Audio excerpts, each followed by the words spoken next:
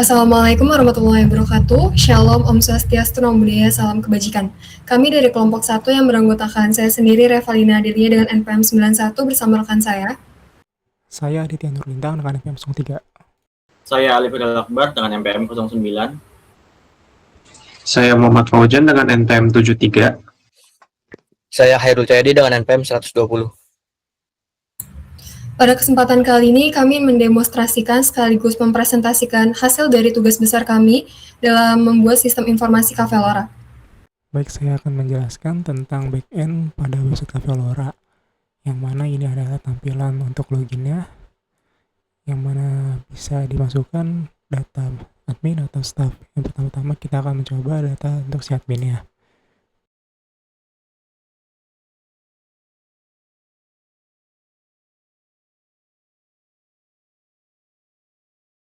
Setelah login menggunakan data admin, dia akan menampilkan beberapa dashboard seperti dashboard si admin, dashboard user, post kasir, transaction, menu manajemen yang mana ada kategoris, menus, toppings, dan varians. Yang mana yang pertama-tama di dashboard admin ini terdapat dashboard si users.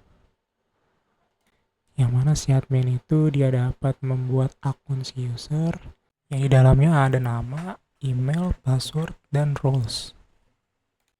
Bisa diisikan untuk datanya si usernya dulu.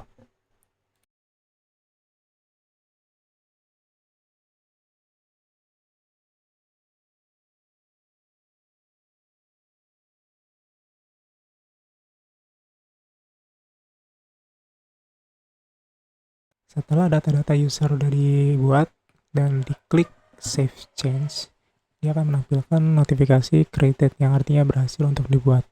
Selanjutnya kita akan mencoba fitur edit. Pertama-tama masuk ke dashboard user yang lagi, selanjutnya cari data yang tadi, terus masuk ke edit atau klik tombol editnya. Bebas mau mengubah data apa yang ada di user.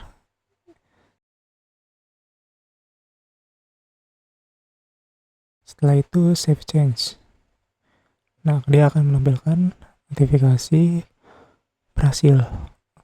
Selanjutnya akan menguji fitur deleted. Apakah setelah dihapus si data usernya akan hilang atau tidak.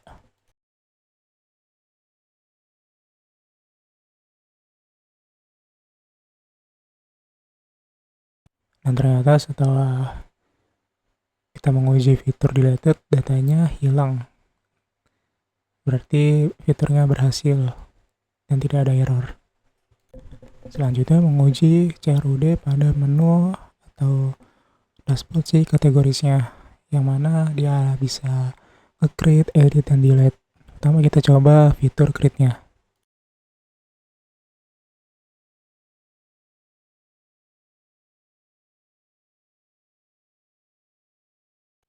Setelah diisikan nama, selanjutnya diklik tombol create, dan dia akan menampilkan notifikasi created yang artinya berhasil untuk dibuat. Selanjutnya mengetes fitur edit pada kategoris dengan data yang sama, bebas mau diganti apapun.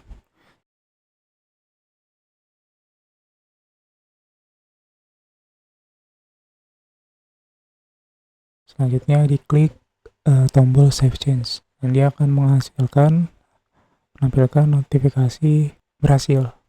Selanjutnya menguji fitur delete, dan akan menampilkan notifikasi berhasil untuk dihapus.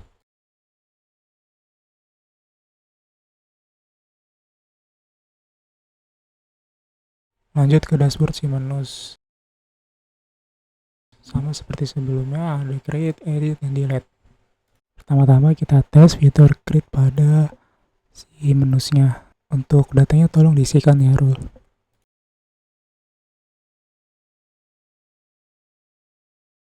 Setelah data terisi semua, kita tinggal klik create dan akan menampilkan notifikasi created yang artinya berhasil untuk dibuat.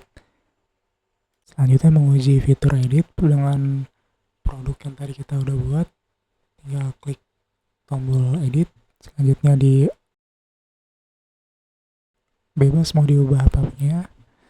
Coba diganti harganya yang tadinya 10.000 jadi 5.000.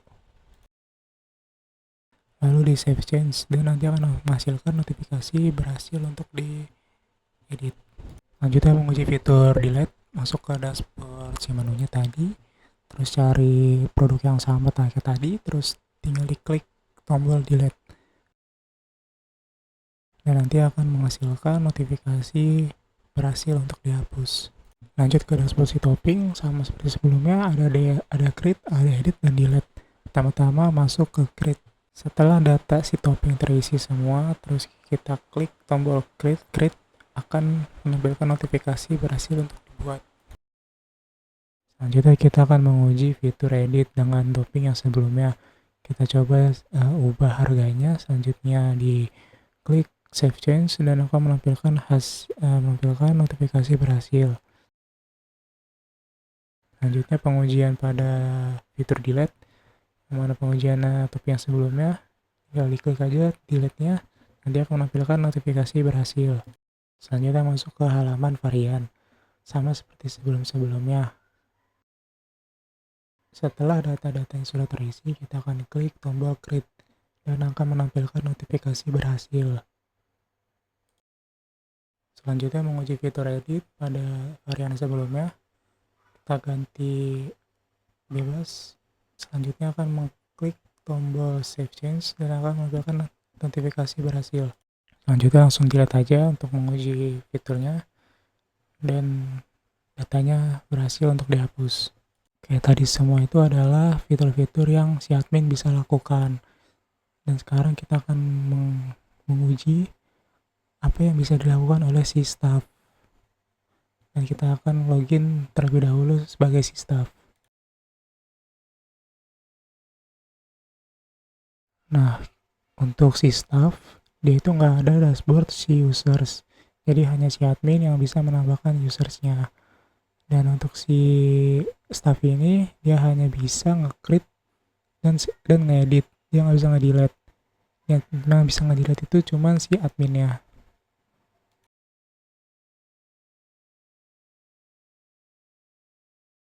Jadi sekian itu aja untuk penjelasan CRUD dan perbedaan untuk si staff dan si adminnya. Selanjutnya yaitu menu dashboard pada role admin atau akun admin. Nah, sebenarnya dashboard ini bisa muncul di menu atau role admin atau staff. Nah, di dalam dashboard ini ada beberapa card atau menu yang bisa menyampaikan kayak penjualan hari ini itu totalnya ada berapa. Nah, ini totalnya yaitu 0 rupiah karena belum dibuat transaksinya. Nanti kalau misalnya udah ada penjualan hari ini, dia bakal muncul di sini. Nah, ini di reset setiap jam 12 malam ya, 00.00. Terus ada penjualan bulan ini. Nah, ini juga sama karena belum ada transaksi bulan ini, jadi masih 00. Terus ada penjualan tahun ini atau per tahun. Dia di resetnya di jam 22 jam 00 juga. Terus ini ada total semua penjualan. Nah, di sini tuh kayak total dari semua penjualan yang udah di input oleh admin atau staff. Jadi keseluruhannya. Nah, terus ada kayak tabel produk terlaris. Nah, di sini ada kayak kolom nama produk, dalamnya kayak misalnya americano. Nah, terus ada kolom jumlah terjual. Dalamnya ngasih tahu dia kejual berapa piece atau berapa cup gitu. Terus stok yang tersedia dari salah satu menu ini, stok yang tersedia itu berapa. Jadi si staff atau admin bisa pantau nih si menu ini sisa berapa lagi stoknya. Kalau misalnya udah habis bisa ditambah atau emang udah nggak ada stok lagi gitu persediaannya. Terus sebelahnya ada grafik penjualan. Nah, karena ini belum ada penjualannya, jadi dia masih datar semua. Terus dia bisa di filter nih, bisa per hari, bisa per minggu, per bulan, dan per tahun. Nah, ini karena masih 2025 udah kelar dan belum ada penjualan, masih 35.000 nih, jadi grafiknya masih kayak gini. Nah, ini 7 hari terakhir nih, atau per minggu. Nah, grafiknya naik, dia di tanggal 28 Desember. Karena tanggal 29-nya udah nggak ada transaksi. Mungkin itu aja penjelasan dashboard di admin atau staff. Oke, selanjutnya saya akan menjelaskan tentang menu transaksi. Pertama kita akan masuk ke bagian pos kasir dulu. Bisa tolong diklik. Nah, di pos kasir ini tampilannya itu dibagi menjadi dua bagian. Yang di sebelah kiri ada keranjang belanja dan yang di sebelah kanan ada daftar menu. Lalu kita ke daftar menu dulu aja. Di bagian atas ada kategori, lalu bawahnya itu card-card dari menu yang kita miliki. Mungkin boleh coba klik salah satu kategori, misalnya best seller gitu. Nanti akan menampilkan menu sesuai kategori yang kita miliki. Oke, selanjutnya kita coba aja alur transaksinya bagaimana. Pertama-tama itu kan udah pasti ya customer datang dulu ya ke kita gitu. Misalnya mereka melihat tampilan menu apa saja yang ada di website kita yang sudah di-deploy itu ya. Nah, nanti kasir itu akan membantu memilihkan menu apa saja yang akan dipesan oleh customer. Di sini misalnya kita sebagai customer ingin beli spicy wings, coba nanti coba diklik ya. Nah, di sini di sebelah kiri menunya akan masuk ke keranjang belanja. Bisa dilihat di situ ada menunya spicy wings, lalu ada varian, quantity atau banyak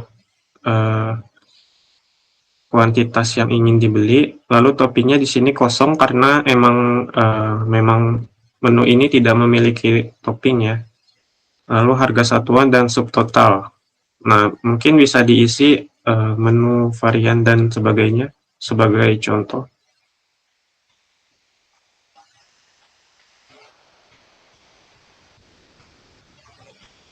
Oke, ini kita bisa tambah pesanan lagi atau langsung finalisasi dan bayar. Boleh langsung coba, mau tambah, tambah.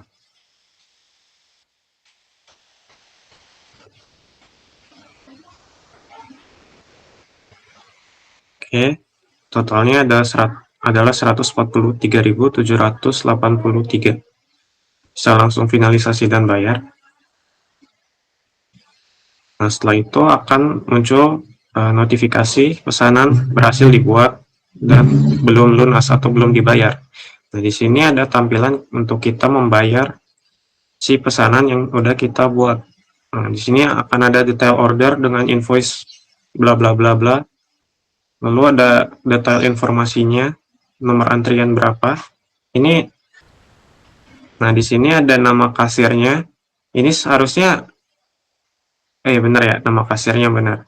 Di sini karena akunnya kita pakai yang nama admin Cafelora, jadi tertulis namanya admin Cafelora ya. Lalu metode pembayarannya belum ada, karena emang belum kita pilih kan.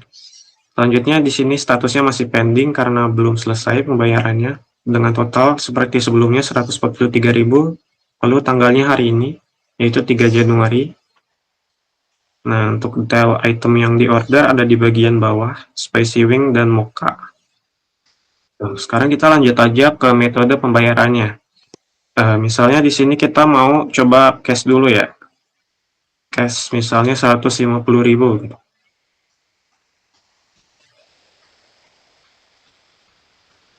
Kembaliannya bisa dilihat di sini ada 6.217.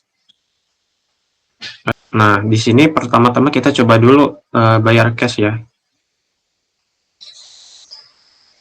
Nah, langsung muncul pembayaran berhasil.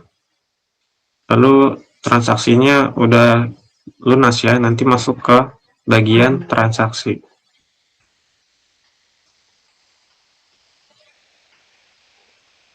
Nah, di sini ada tulisannya statusnya complete.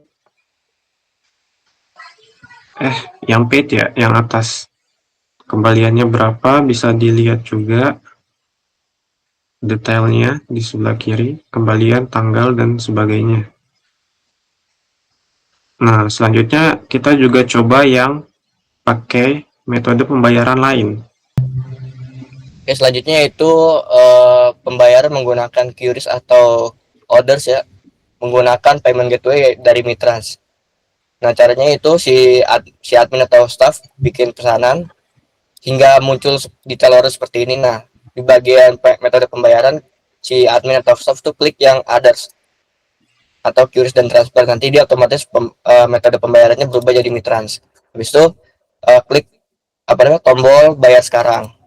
Nah, nanti bakal muncul pop-up pilihan metode pembayaran mulai dari GoPay, GoPayLater, terus ada kayak icon GoPay, terus QRIS, terus ada virtual lockdown, kredit, ShopeePay, QRIS, Alpha Group, dan sebagainya. Nah, ini terhubung langsung dengan Mitrans. Nah, ini kita pilih salah satu aja, yaitu GoPay atau GoPayLater.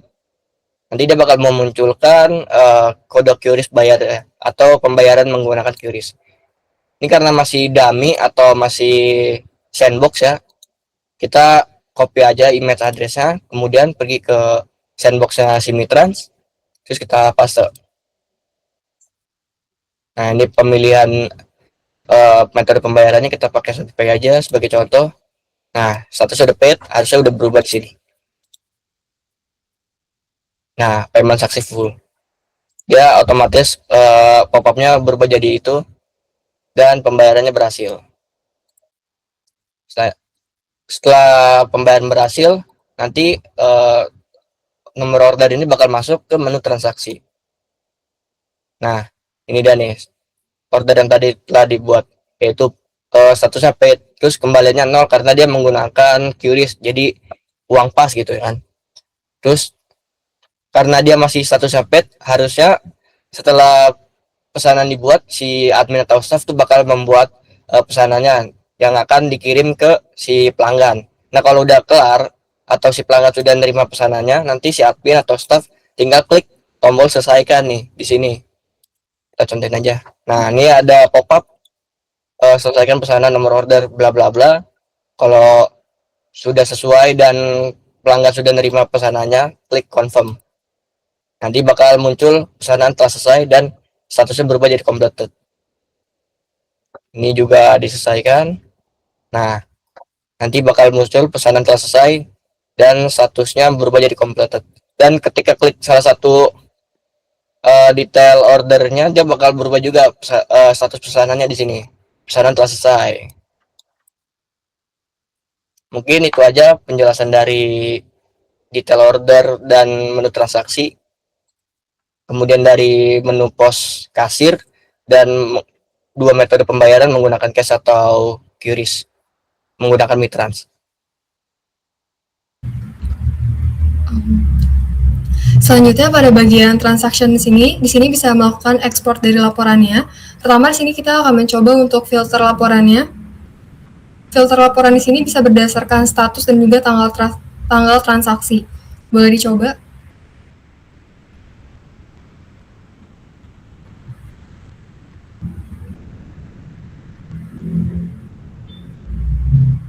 Kemudian setelah difilter, di sini kita akan mencoba untuk ekspor Excel.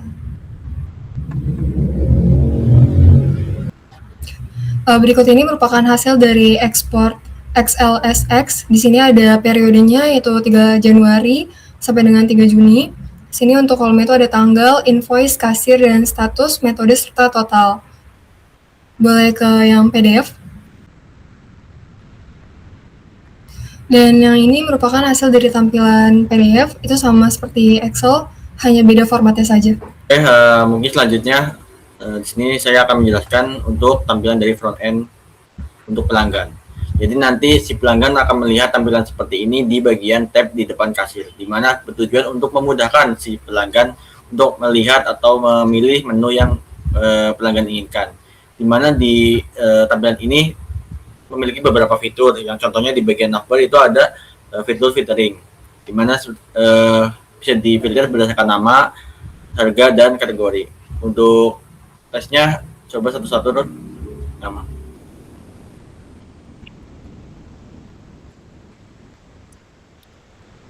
Jadi nanti dia akan sesuai mencari nama yang dicari. Boleh di reset dulu langsung ke harga.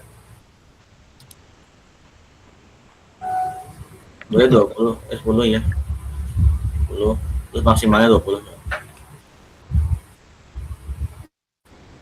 Nah, untuk filtering ini dia akan menampilkan semua kategori di semua menu di semua kategori berdasarkan harga minimal 10 dan maksimal 20.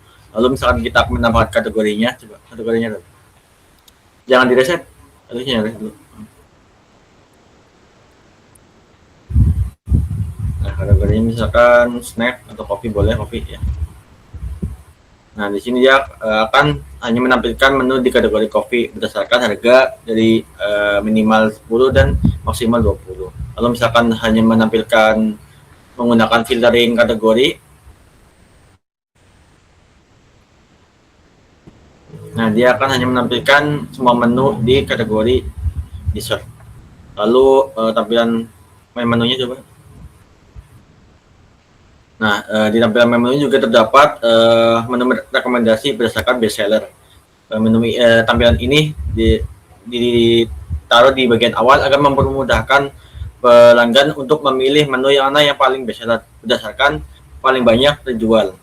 Contohnya ini ada spicy wings 33 dan mocha, vanilla latte dan americano. Terus scroll ke bawah, dia akan menampilkan beberapa menu di setiap kategorinya. Ada kopi, terus juga terdapat dessert, terus ada tampilan pilihan varian. Di setiap kartnya itu ada gambar dari menu, nama dari menu, terus deskripsi dari menu, lalu ada harga, terus ada keterangan jumlah terjual, lalu ada pilihan varian dari menu tersebut dan topping yang tersedia dari menu tersebut. Lalu untuk detail menunya bisa diklik pada saat boleh dicoba. Nah, dia juga akan menampilkan seperti kategori, nama, harga, deskripsi, pilihan varian dan topping. Namun yang membedakan di sini bagian varian sama topping itu terdapat harga tambahan sesuai dengan topping dan varian masing-masing. Terus juga untuk bagian deskripsi dia menampilkan semua atau keseluruhan dari deskripsi menu. Kalau kan sedangkan yang di main menu tadi, coba tuh kembali ke daftar menu, dia hanya menampilkan sebagian dari deskripsinya. Lalu mungkin coba create satu menu biar membuktikan kalau ini udah terpanek ke database-nya, ke backend.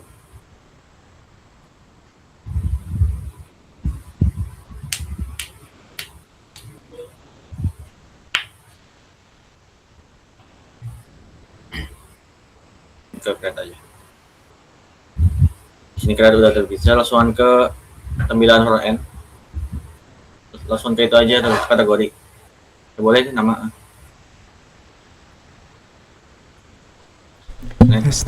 Nah, dia akan langsung menampilkan menu yang sudah ditambahkan seperti ada nama, ada deskripsi, ada gambarnya juga. Karena di sini belum terjual, masih baru, jadi masih 0. Selanjutnya pada bagian GitHub. Selanjutnya pada bagian GitHub di sini udah ada beberapa branch dari setiap anggota sesuai dengan job desk-nya masing-masing. Selanjutnya adalah dokumentasi. Di bagian dokumentasi ini ada beberapa file, yaitu ada pendahuluan, fitur, IRD, agenda, instalasi, midrange, deployment, dan tampilan setiap minggunya. Pertama di tampilan pendahuluan, di sini ada latar belakang, tujuan, kondisi objek permasalahan, dan juga solusinya. Hal yang melatar belakangi kami untuk membuat Cafe Lora ini sendiri dikarenakan perkembangan teknologi informasi telah membawa perubahan dalam berbagai sektor usaha, termasuk pada bidang kuliner dan kafe. Sehingga kafe itu dituntut untuk bisa memberikan pelayanan yang cepat, akurat, dan juga efisien untuk meningkatkan kepuasan pelanggan.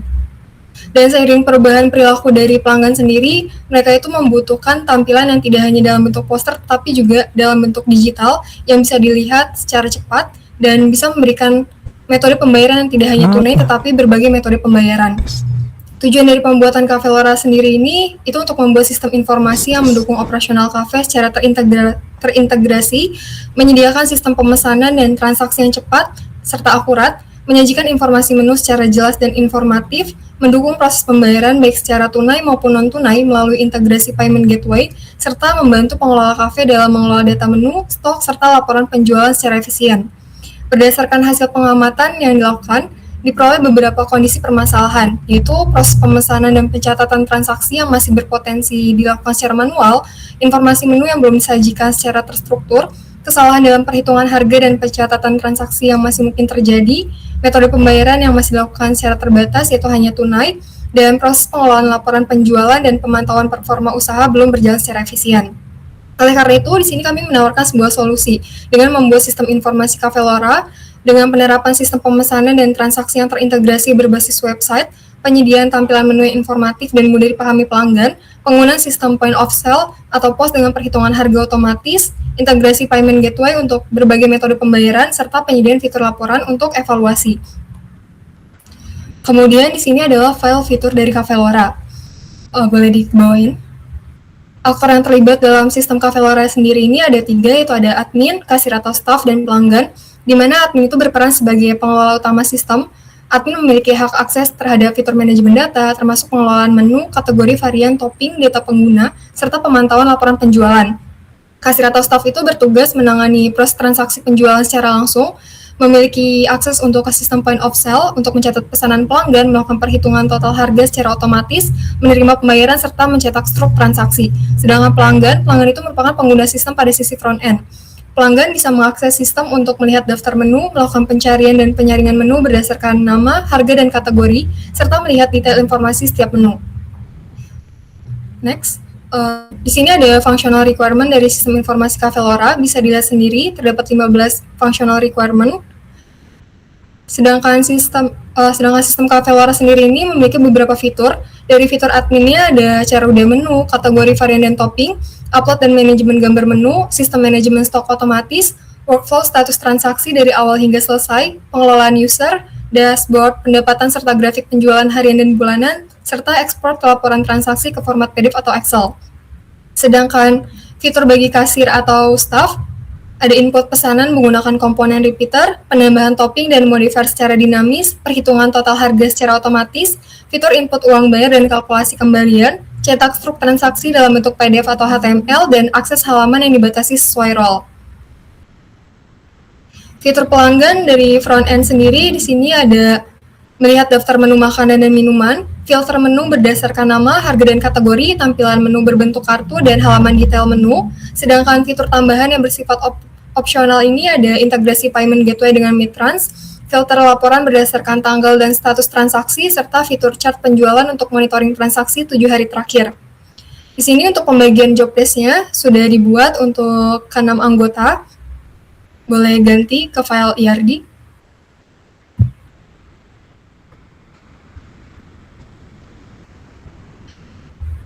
Scroll ke bawah. Berikut ini merupakan tampilan dari ERD sistem Cafelora sendiri. Di sini memiliki beberapa tabel.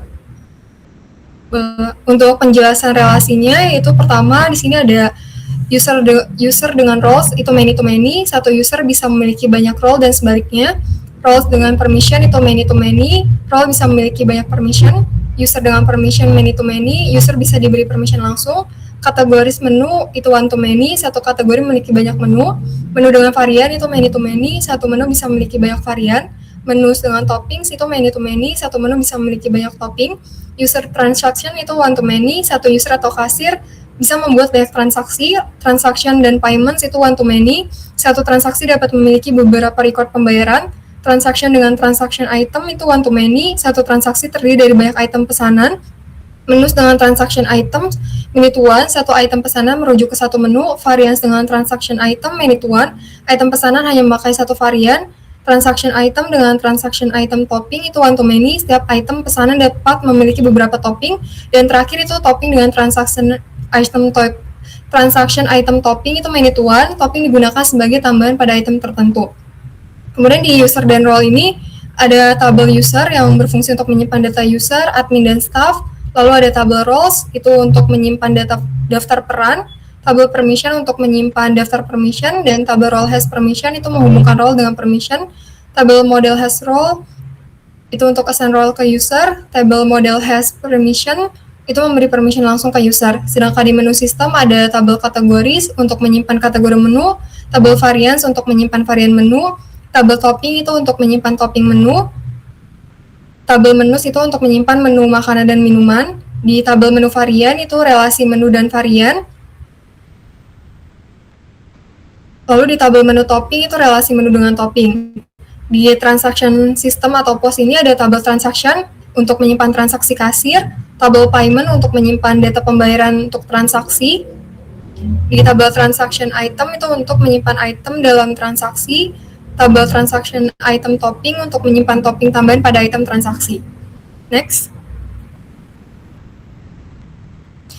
Di sini merupakan agenda selama proses pengerjaan yang kami lakukan. Untuk agenda pekerjaan di GitHub sendiri itu dimulai dari tanggal 26 November 2025 sampai dengan scroll ke bawah, sampai dengan di tanggal 29 Desember 2025. Adapun untuk proses evaluasi dari progres tugas besar kami, di sini kami melakukan 2 kali presentasi, yaitu di tanggal 10 Desember dan juga 17 Desember, di mana tanggal 10 Desember itu via Google Meet dan di hari Rabu 17 itu melalui YouTube. Di sini bisa dilihat untuk bukti dokumentasi presentasinya. Adapun di rekap uji fungsionalitas dan status progres pengembangan fitur, ini dilakukan melalui 4 tahap. Tahap pertama itu inisialisasi sistem dan fondasi website yang dimulai dari hari Rabu 26 November sampai dengan Minggu 30 November.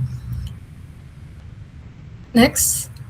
Di tahap 2 ada pengembangan fitur inti dan front end pada hari Sabtu 6 Desember sampai dengan Rabu 10 Desember.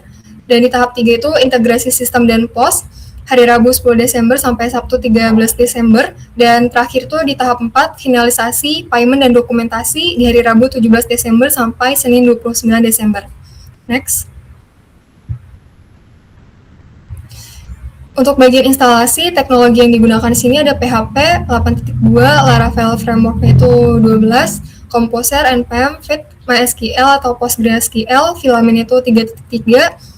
Untuk persyaratan sistem itu PHP-nya lebih besar sama dengan 8.2, Composer untuk mengelola dependensi PHP, Node.js dan NPM untuk menjalankan proses instalasi dependensi front-end, MySQL atau PostgreSQL itu untuk sistem manajemen base data, web server. Untuk Windows sendiri ini disarankan untuk menggunakan Laragon, XAMPP, dan juga Hard. Kemudian untuk langkah instalasinya itu, pertama clone atau download repository, lalu install dependencies PHP, install dependencies JavaScript, konfigurasi environment, konfigurasi database, jalankan migration dan seeder, build asset front end, dan jalankan aplikasi. Sini untuk implementasi dari Mitrans itu merupakan layanan payment gateway di Indonesia yang membantu bisnis menerima pembayaran online lewat berbagai metode dalam satu integrasi, seperti transfer bank, virtual account, kartu kredit, dan sebagainya. Next, ke bawah. Untuk alur kerja Mitrans secara teknis, pertama di sini adalah setup Mitrans, lalu desain data transaksi di database, flow pembuatan order dari POS, request ke Mitrans untuk generate pembayaran, menampilkan UI pembayaran, notifikasi status via webhook. Next, ke bawah. Status transaksi real time untuk POS, rekonsiliasi dan fallback, serta keamanan dan best practice. Lanjut.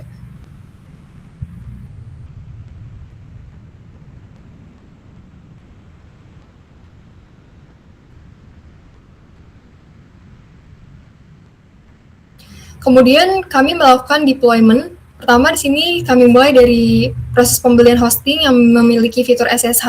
Kami menggunakan AnimHost. Sini bisa untuk tahapannya, pertama pilih menu developer hosting seperti pada tampilan. Lalu kedua, pilih paket newbie karena cukup untuk kebutuhan kami dan sudah didukung SSH akses dengan harga hanya 180.000 per tahun.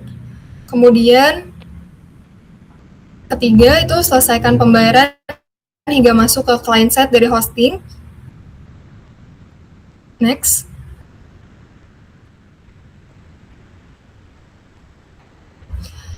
Untuk poin B, ini setting akses SSH ke server. Pertama, masuk ke cPanel AnimHost. Lalu buka SSH access dan manage SSH key. Generate a new key. Kemudian klik manage pada public key, lalu klik authorize. Simpan public key dan private key di Notepad agar tidak hilang. Kemudian untuk setting akses database itu, kalian masuk ke cPanel AnimHost, lalu klik Manage My Database. Pada menu Create New Database, isi kolom New Database untuk membuat database baru, kemudian klik Create Database.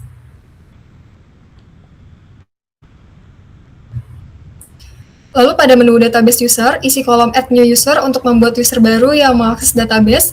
Jika sudah, klik Create User. Simpan nama database, username, dan password user database di Notepad agar tidak hilang. Kemudian pada menu Add User to Database, pilih kolom user dan database sesuai dengan user dan database yang sudah dibuat untuk memberikan akses user ke database. Setelah itu, klik Add. Pilih privilege yang akan digunakan user pada database. Setelah itu, klik Make Change. Selanjutnya di D ada setting deploy keys dan personal access token klasik di GitHub. Sini bisa dilihat untuk tahapannya. Next, poin E.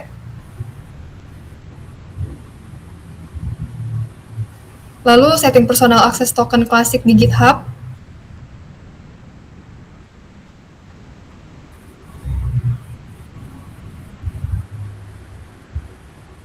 Kemudian remote server menggunakan SSH dan cloning project Cavelora di server.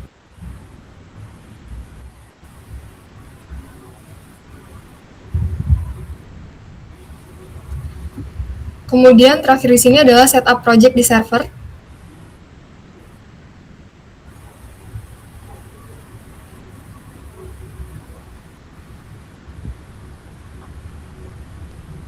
Dan ini untuk hasil akhir dari tampilan pelanggan dan juga admin dan staff.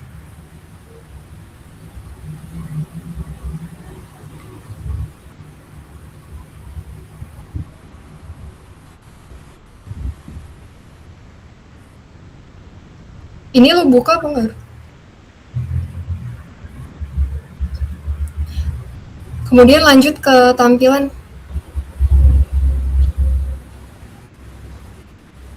Di file tampilan ini berisikan progres dari setiap tampilan mulai dari hari Sabtu 29 November sampai Senin 22 Desember.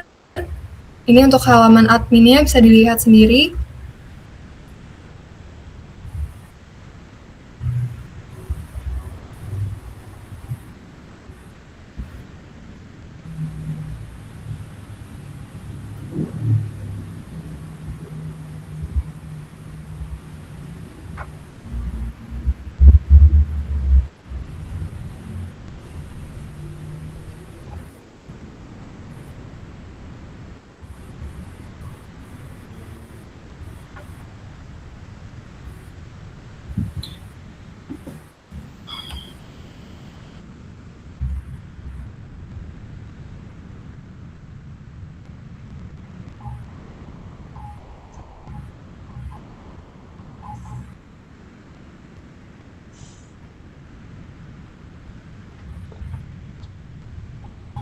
Pada halaman tampilan ini udah ada progres dari halaman admin, halaman staff, kemudian halaman transaction, detail transaction, dan juga laporannya.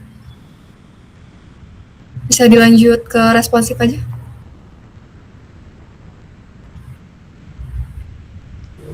Mungkin di sini saya akan sedikit menambahkan untuk bagian tampilan dari pelanggan ya, front end.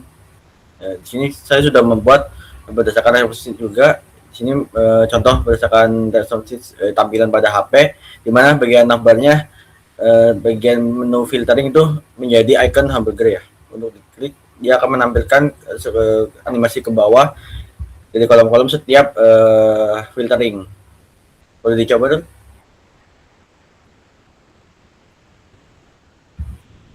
Americano untuk pilihan nama, terus pilihan harga. Coba.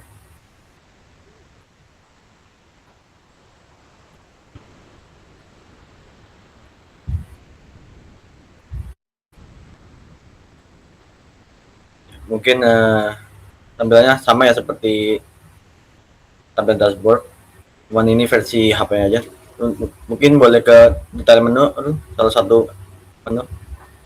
Nah, untuk bagian tampilan detail menunya seperti ini. Dia yang tadinya gambarnya di sebelah kiri, jadi menumpuk dari bagian atas ya ke bawah juga, menyesuaikan dengan layar dari HP masing-masing. Mungkin responsi di bagian backend boleh dijelasin sama si Hairul.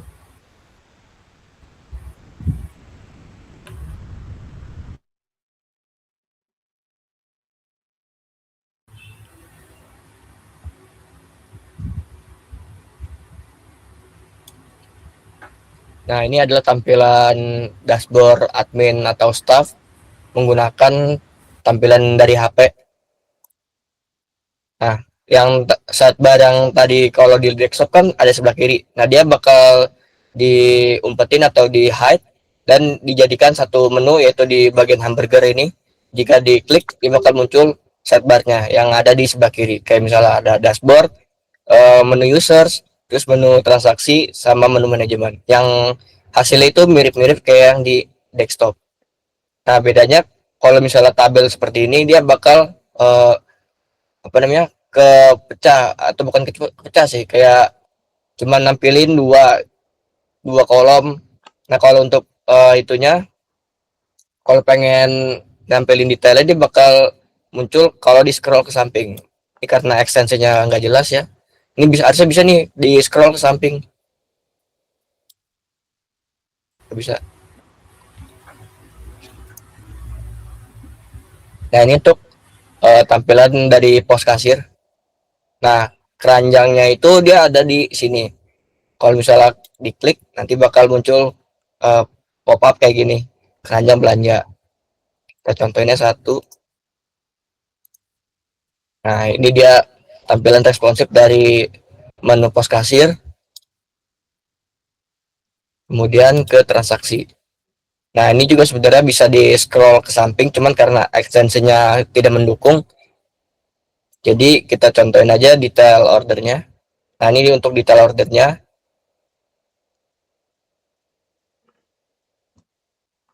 Dia bakal menumpuk ke bawah. Yang tadinya tulisan pesanan selesai itu ada di sebelah kanan di bagian desktop. Untuk di mobile atau di HP itu kartnya ada di bawah. Dan untuk item ordernya seperti ini. Selanjutnya yaitu menu manajemen, kurang lebih sama, cuma nampilin tabel, dan tombol new kategori atau create new-nya itu berubah jadi yang tadinya di sebelah kanan berubah menjadi sebelah kiri. Dan ini kolom yang ditampilin cuma 2 dan bisa di scroll ke samping kalau di mobile benerannya, karena extensionnya lagi nih kurang mendukung, jadi nggak bisa di scroll. Nah, ini untuk menu sama seperti yang lain. Ini untuk yang topping, dan ini untuk yang varian.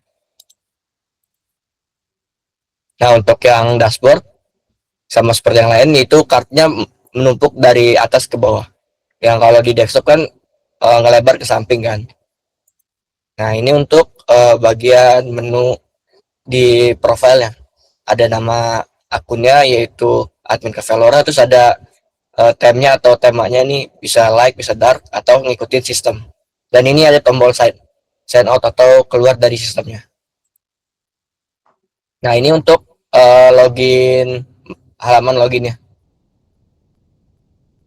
Mungkin itu aja tampilan responsif atau tampilan mobile dari admin dashboard atau staffnya. Sekian presentasi dari kelompok kami, kurang lebih mohon maaf. Wassalamualaikum warahmatullahi wabarakatuh.